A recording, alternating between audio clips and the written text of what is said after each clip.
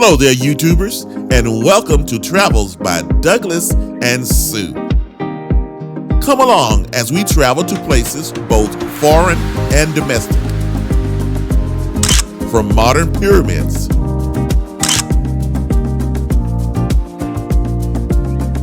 to historic venues, movie sets, museums,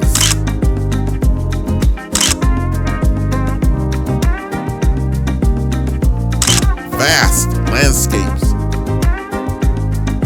national parks, and sunny islands.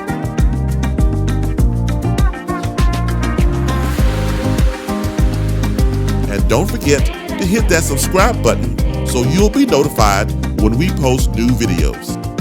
Thanks for watching. Hello, good morning. So we are in, where the heck are we? Oh, Gallup, New Mexico. And we're along Route 66. We're gonna go into the, this cultural center, like a museum, I guess. And it's at the, it's in an old depot, the old Santa Fe Railroad depot here. Let me show you what it looks like. So it has a rail car out, and it's got a map on the side, and you see it starts at Mesita here. The map starts there. It's Interstate 40. Goes all the way over to Flagstaff. But then it goes up Cameron, Grand Canyon, Tuba City, Cayenta, which is where we were, Monument Valley. It shows you all that. So it covers the whole area. This is awesome. All right, so we're going to go inside and check out the museum. As you see, we are along Route 66. There's a sign right there. So it sits right on Route 66. I'm going to check this out.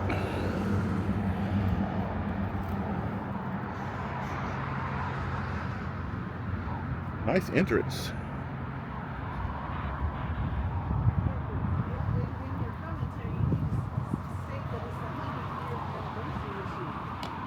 Oh yeah, Sue just reminded me that it is the 100th year anniversary of Route 66. And we happen to be here. It's another monument to the code talkers. USMC, Navajo Code Talker Department. So you can see that.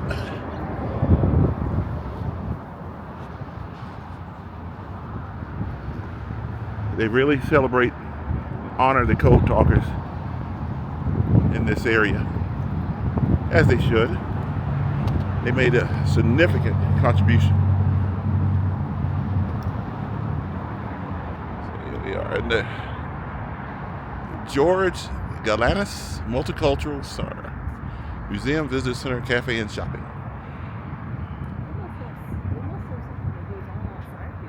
They probably do. They probably have, well, they probably have dances and events and stuff here, I think.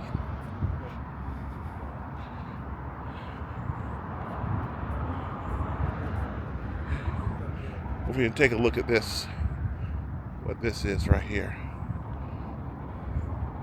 Another monument here. Native American with the bow and arrow there. And these look like ovens or kilns. Yeah, these are ovens. And they got soot around them as if they've been used. I'm not sure, but they're very clean on the inside. So maybe they just made them look that way. And they look authentic. They're made with mud and sandstone, red sandstone. Wow, that's cool.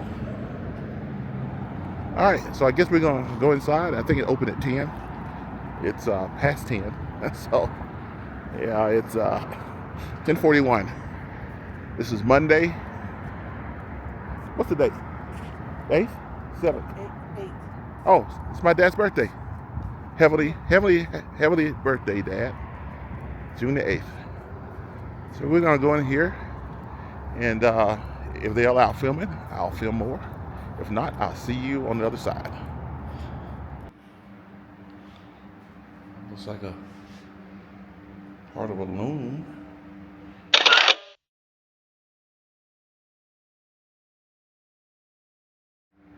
Or definitely some sort of quilting or rug making device. Yeah.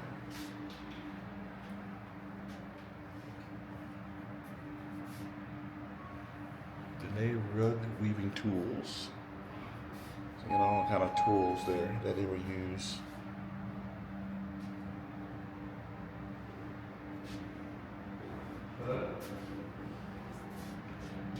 Looks like some wool. Looks like some sheepskin with the wool still attached. There's some balls of yarn, obviously, that they would spin from there.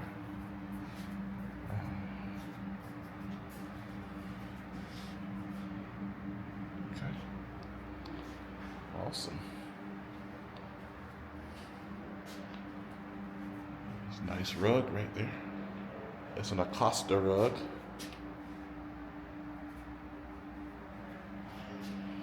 It's another one. That one's in a case.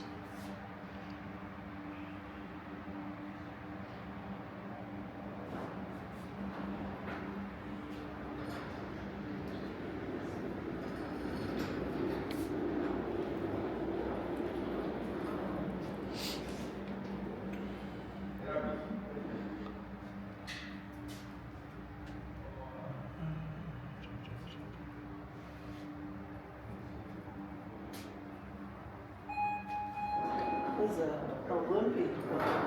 Olympics basket. It was used in the 2002 Olympics in Salt Lake City. Really? These are drums. Native American music. The role that they played. Said the song of the flute, beat of the drum.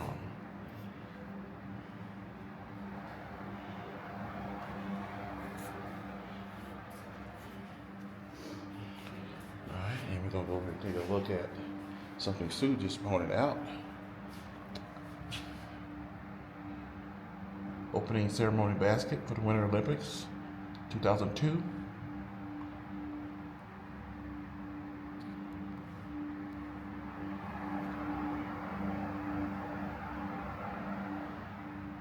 Wow, it's nice. You know, we priced some of these out at some of the other locations that we were. Some of these ceremonial, the wedding baskets, union ceremony, educational, puberty ceremony, the celebratory baskets, healing. Some of these were over $2,000. I'm assuming, and the time it took to make those. I think we saw some of those in the Hopi station.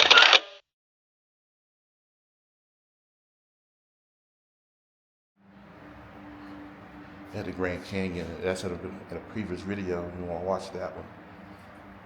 Yeah. The time that goes into making those is just ridiculous. 400 something hours. This is the memorial I saw down the street, and a street named Maimura. Uh-huh. Yeah. It sure was. Hiroshima. Uh-huh. He served in World War II and Korea.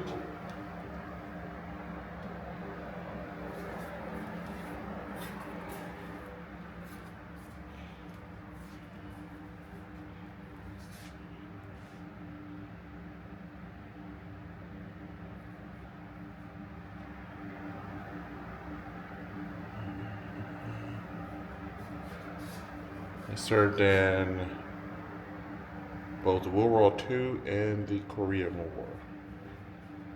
That's his uniform. Quite decorated there.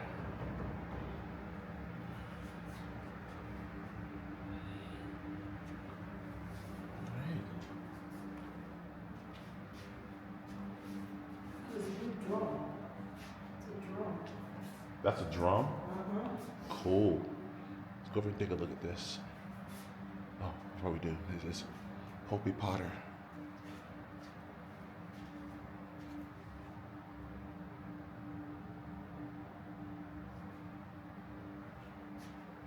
Said it was somewhere in the 1930s. This picture was taken, I guess, and then they blew it up. But yeah, the Hopi tribeswoman making pottery.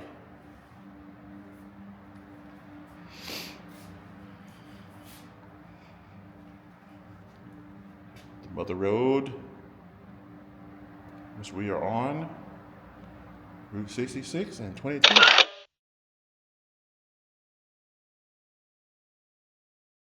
It's 100 years old. So this is a drum that Sue was just pointing out. Let's see. That's amazing. So it's about 4 feet tall. Yeah, it's a good 4 feet tall. It's even got the, I guess you call it a drum beater on it.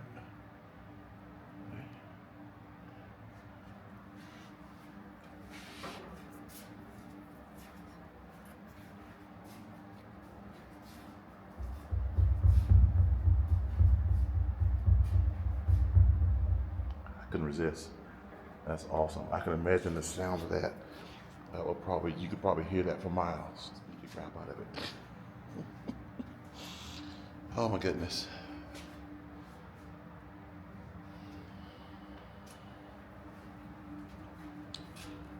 Gallup was, I guess, was a mining town because it's a railroad hub. And since we've been here, we've seen nothing but railroad trains right after another, just one right after another, just passing by, going both directions. There's several different, it's at least 2 tracks, if not more. Just all kind of good stuff here to see. A lot of history, a lot of cultural stuff. I guess that's why they call it the multicultural center.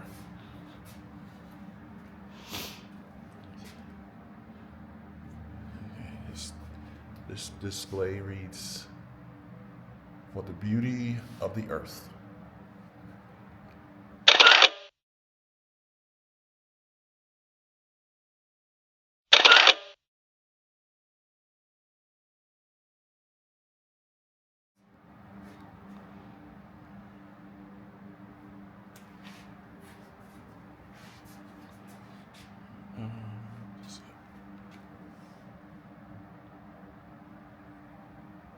This pottery is just is so detailed. It's so nice looking. Wish I could afford it. That was from 1200 AD. Wow.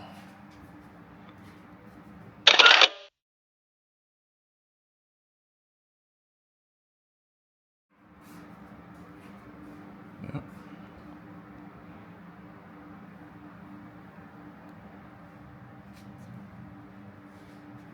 So it's thought to be from Southern California.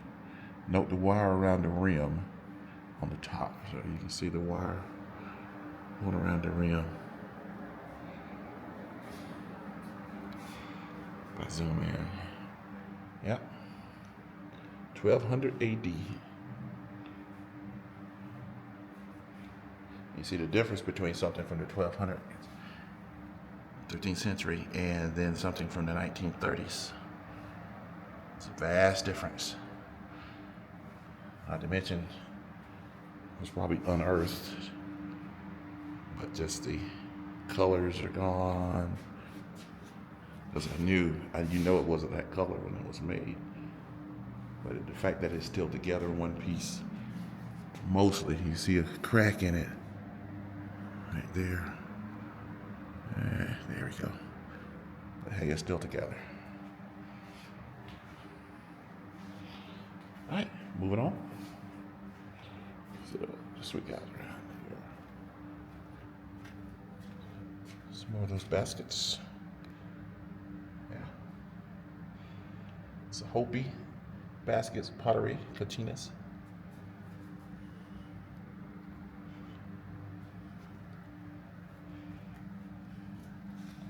And we saw some of these for sale. Some of these, I don't know if you call them statues or I don't know what the heck you call them. Kachinas, yeah, that's what you call them. So we saw some of those on sale at the Monument Valley Tribal Park Center.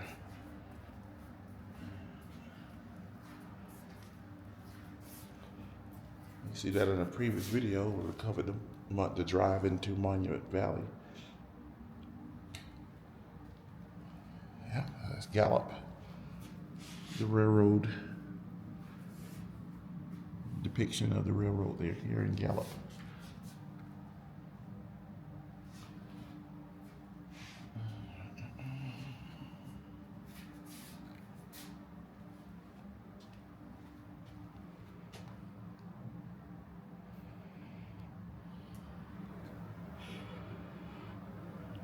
It's intertribal Indian ceremonial, Gallup, New Mexico. I'm trying to see a year. I don't see a year on that. It said the ceremonial since 1922, but I don't see a particular year on that picture. It's interesting.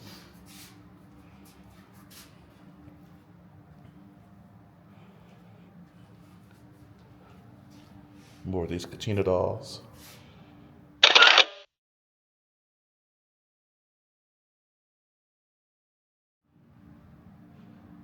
Yeah, it's a bunch of them.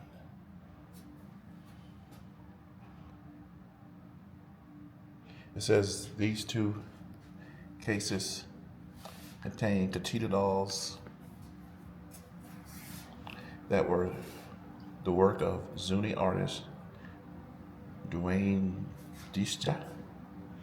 Mr. Dista made these dolls as a young man between 1968 and 1970.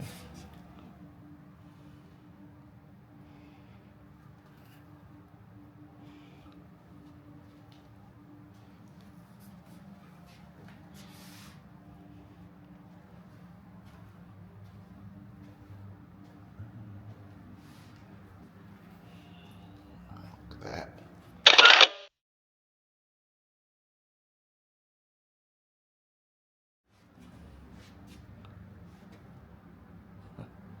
Wow.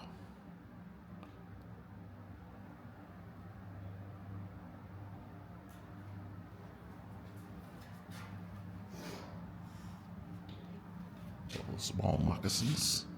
Wow, the city wasn't very big when it was established. Right there. We had Grandma Deb Bruno.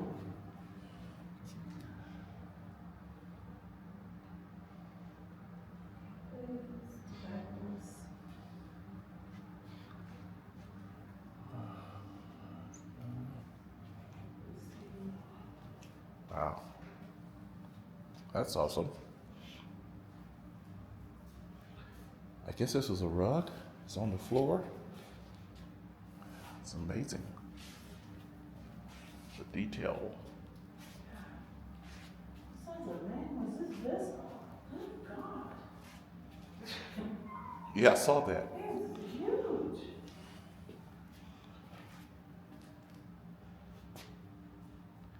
That's a nice rug. A little odd shaped, but it's nice.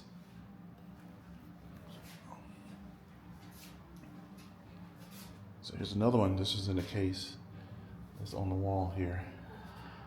I think it's a rug. Let's see what is it.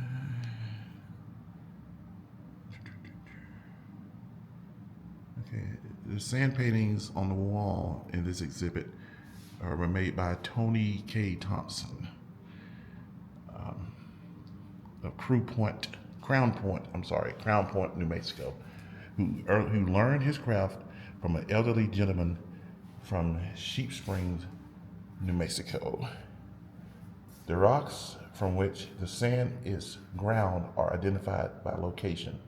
When Mr. Thompson travels, he is always on the lookout for an interesting color.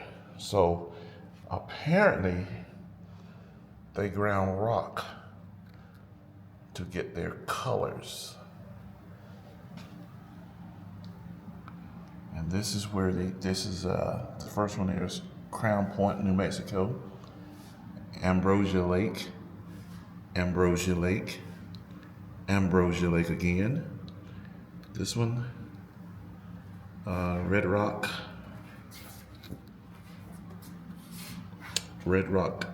Church Rock, New Mexico. Acona, New Mexico. Cabolita Mesa. Brown Crew Point, Church Rock again, Dark Brown, Soda Springs, Idaho. Black and Gray, Silverton, Colorado, which we've been, and then the Crystal, New Mexico. So that's how I thought that they used plants. Maybe they did later on, but they crushed rock for their colors. Wow. That's very interesting. All right. I guess we've reached the end. Yeah, I saw. I think we've reached the end of the museum. There is a theater here. I don't know if we'll be going in there or not. It's a little dark to film. So let me correct myself. This is sand. It's not a road. It's sand. And here are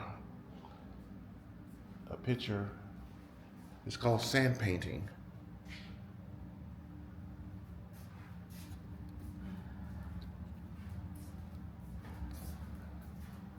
Yeah, and they're demonstrating during a Gallup ceremony. Wow.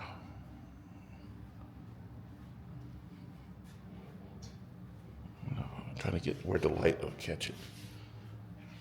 Let's see. There we go. I'll take a picture of it and put it here right now.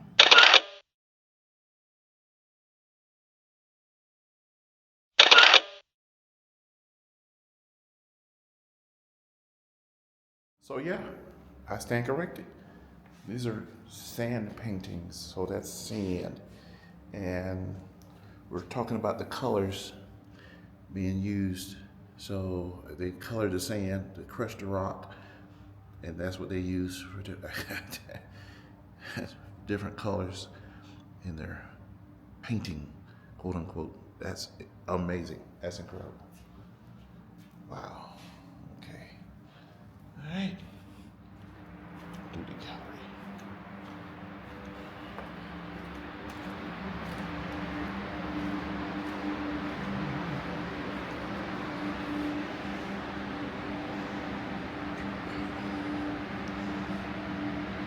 Little buckaroo. See? Little buckaroo.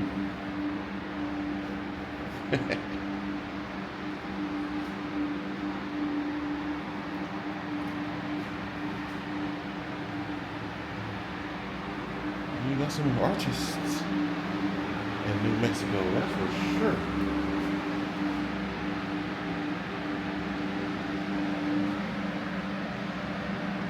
Jingle dancer.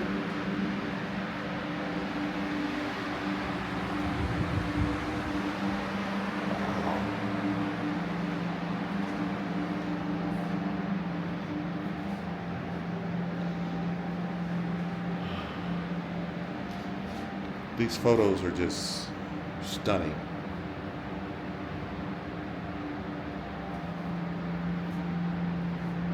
They really capture the spirit of the individuals. Is that Moki Man? Hopi. 1900. And when I say Hopi, when I refer Hopi, we're referring to the Hopi tribe, the Hopi nation, I should say.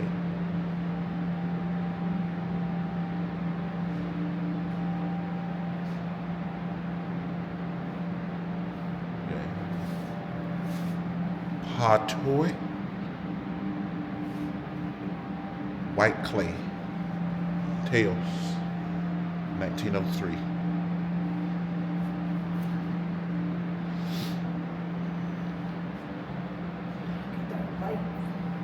Look at Nambi. That's an awesome picture right there. That's awesome. Yeah, the light really affects the.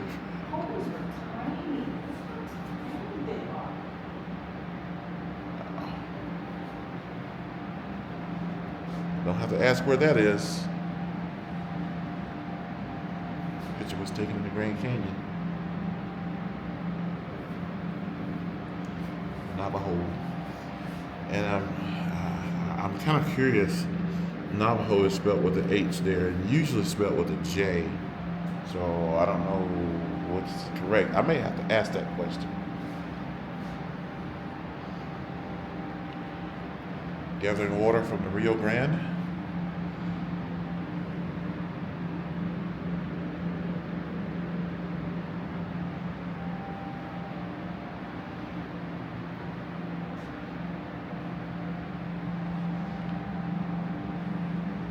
Spring and hay.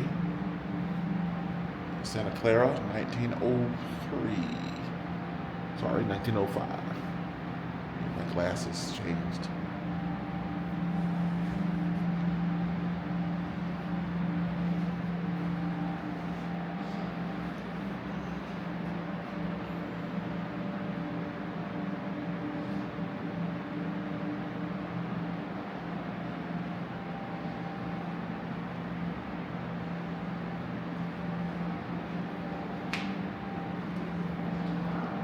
Some more pottery.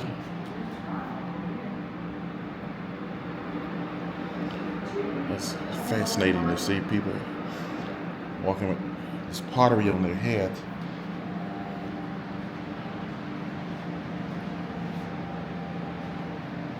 It says historic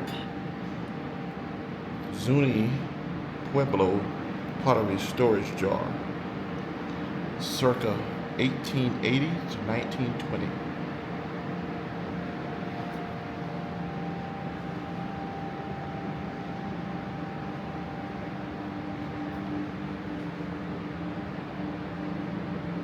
That's another one.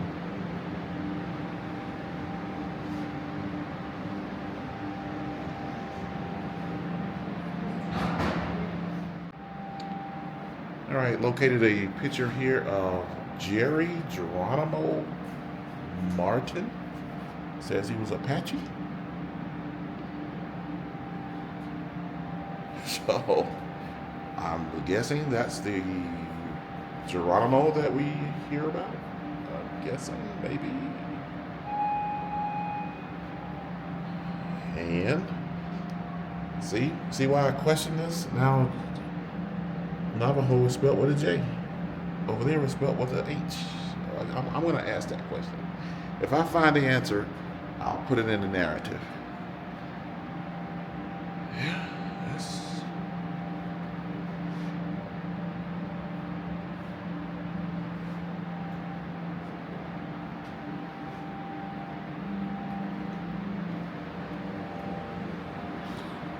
Gallery of the Masters.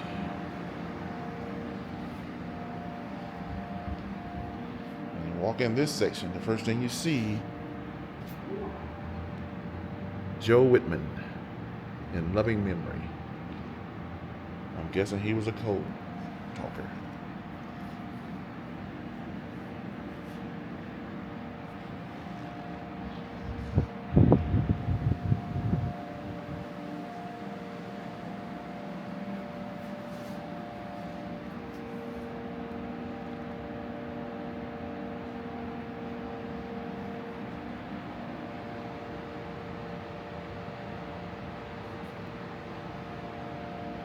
chosen ones. Navajo code talkers.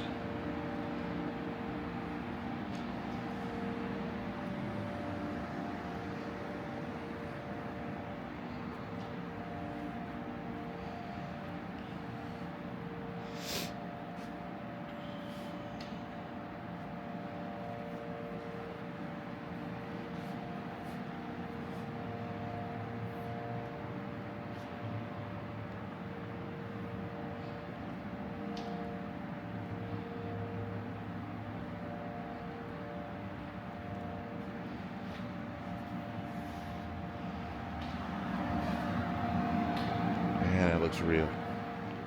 It's awesome. So I guess this was Teresa Potter, 1933, 1986. She was awarded the Navajo Code Talker's first Medal of Merit in 1984 in recognition of her many years of active support and contributions to the association. I want to come over and show you these guys, and I've seen some of these guys on some documentaries. This is Alfred Newman, Marines 3rd Division, Navajo Code Talker. This is William George, Red Valley, U.S. Marine Corps, Navajo Code Talker. If I can get him without the glare on him. David Jordan, Tolokan, United States Marine Corps, Navajo Code Talker. I can't get that out. Jack C. Morgan, Standing Rock, New Mexico, Navajo Code Talker.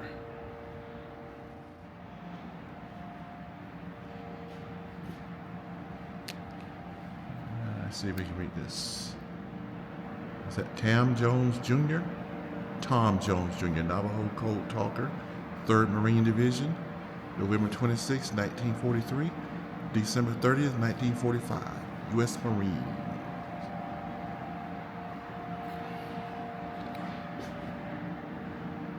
It's like him right there, has his book.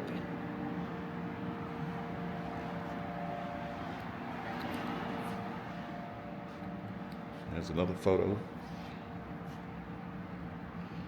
I guess a parade, celebration they're having right on the back of a truck there.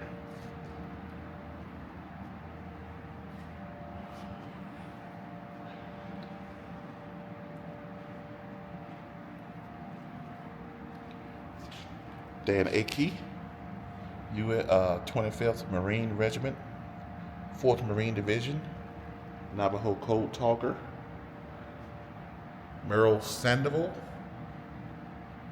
2nd, 5th Marine Division, Amphibious Corps, Navajo Code Talker. Mr. Sandoval there. Here's a good picture of him. Samuel Sandoval, 1st Marine Division, Amphibious Corps, Navajo Code Talker. John Pinto, Marine, Navajo Code Talker.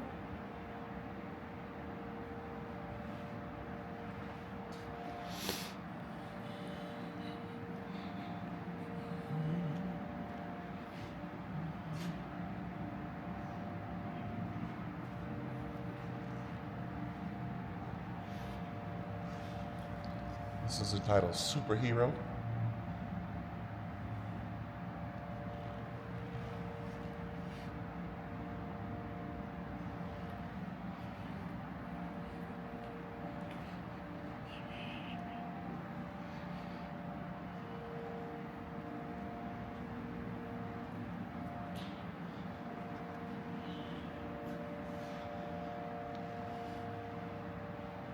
There's your various flags up here. Oh, almost missed one. John Kenzel, Marines 3rd Division, Navajo code talker.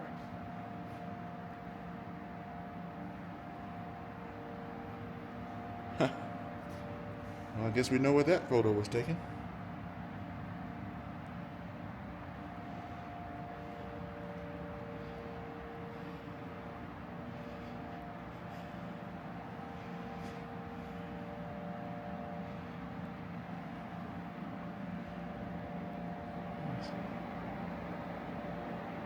Navajo Code Talkers Association, U.S. Marine Corps, World War II. And if you're wondering if it's real, there's a certificate of authenticity.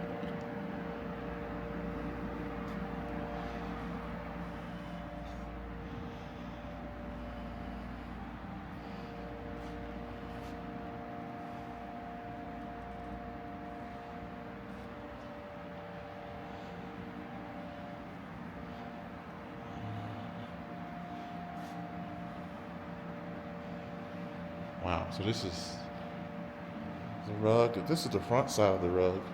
Let me show you what the back side looks like. It's like a negative. That's crazy. It's two different colors. But the writing's backwards, and the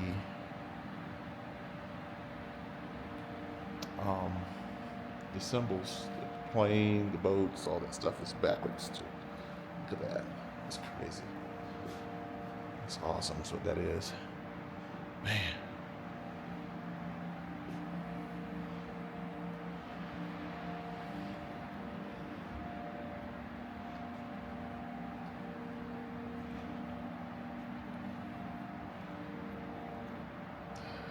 T-shirt. So somebody got the T-shirt to prove it. Iwo Jima Navajo Code Talkers Association.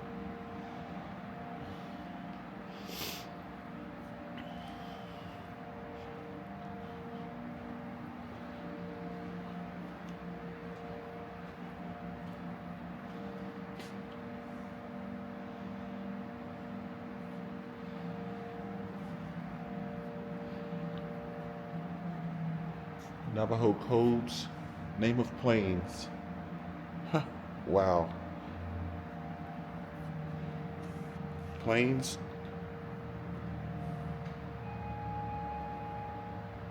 Wotati, what? Wotadi Nihi.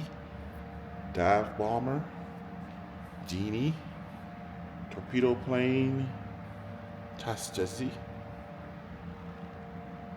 OBS plan. Na SJ, fighter plane, Dahitehi, bomber plane, Jesho, patrol plane, Gagi, transport, Atsa.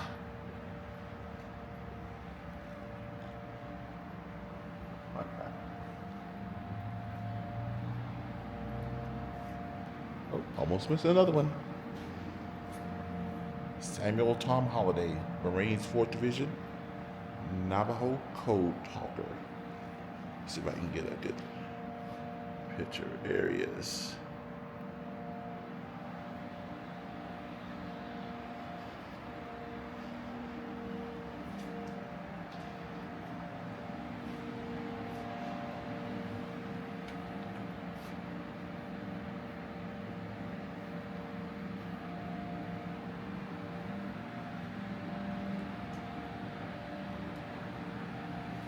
Okay, I think we've seen pretty much all there is to see in these two galleries.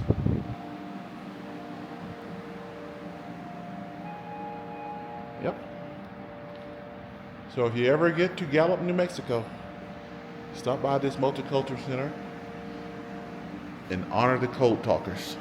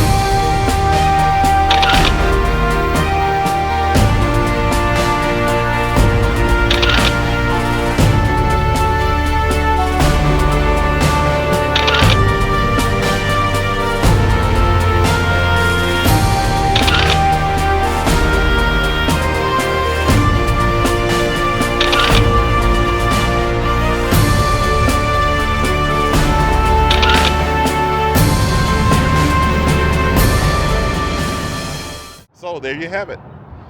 The Gallup Culture Center in Gallup, New Mexico. If you're out this way, if you can brave the heat, the sun, it's a lot of it, but if you can brave it, stop by Gallup, pay them a visit, and get educated, as we used to say. Oh, and one more thing. Sue bought something. Yeah, she did a thing. You see, it's Roadrunner, which is symbol of good luck, and the Route 66 on the 100th anniversary of Route 66.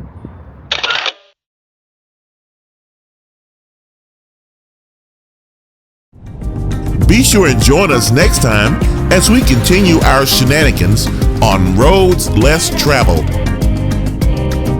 Most things are planned, but some may be a surprise, even to us. We never know whose path we may cross. So subscribe and keep an eye out. After all, we wouldn't want you to feel left out. And it's absolutely free.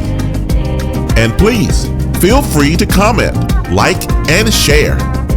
And as always, thanks for watching.